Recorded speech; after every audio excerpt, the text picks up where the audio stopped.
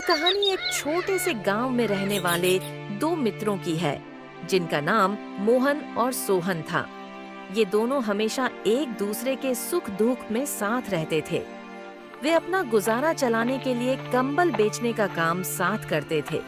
हालांकि उनके पास ज्यादा पैसे नहीं आते थे, फिर भी वे किसी तरह अपना जीवन चला लेते थे। सोहन किसी भी भगवान को नहीं मानता था, जबकि मोहन देवी देवताओं में विश्वास करता था। इसी कारण दोनों की सोच अक्सर टकराती थी। एक दिन मोहन ने सोहन से कहा, भाई, हम दोनों बहुत मेहनत करते हैं, लेकिन हमारा कंबल कोई नहीं खरीदता।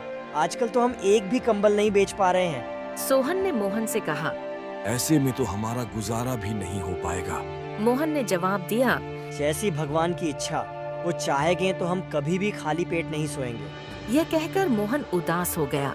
सोहन ने फिर मोहन से कहा, तुम जानते हो ना कि मैं भगवान को नहीं मानता।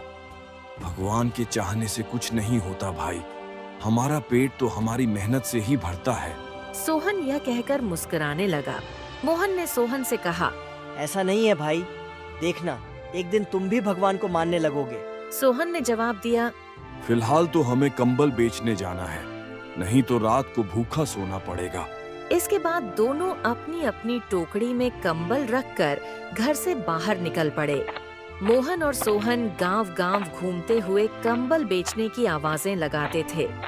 तभी सोहन की नजर एक बूढ़ी औरत पर पड़ी जो ठंड से कांप रही थी।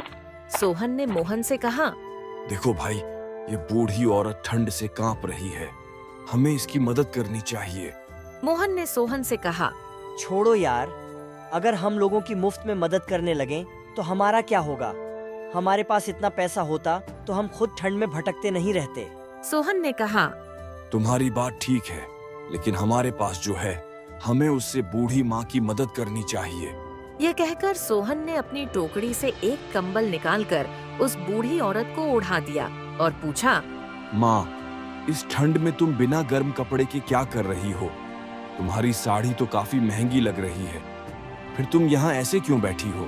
बूढ़ी औरत ने सोहन से कहा, मैं दूसरे गांव से यहाँ सत्संग के लिए आई थी, पर सत्संग खत्म होते ही बहुत भीड़ हो गई और मेरा शाल कहीं गिर गया। मैं अपनी सहेलियों से बिछड़ गई। बेटा, तुमने मेरी बहुत मदद की है, क्या तुम थोड़ी और मदद कर सकते हो? मोहन और सोहन एक दूसरे को देख रहे थे। फिर सोहन ने पूछा, क्या मदद चाहिए? बूढ़ी औरत ने कहा, मुझे मेरे गांव ले चलो। मोहन ने तुरंत कहा, माँ, हमारा कंबल बेचने का समय है। अगर हम कंबल नहीं बेचेंगे तो रात को हमें भूखा सोना पड़ेगा।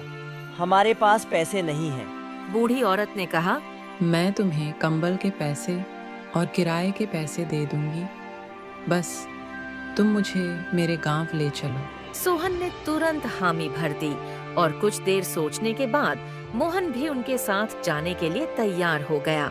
दोनों पहले अपने घर जाकर कंबल की टोकरी रख आए और फिर बूढ़ी औरत के साथ उसके गांव निकल पड़े।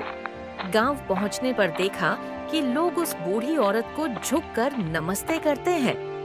वे दोनों उस गांव की जमींदार महिला के साथ उसके घर पहुंचे।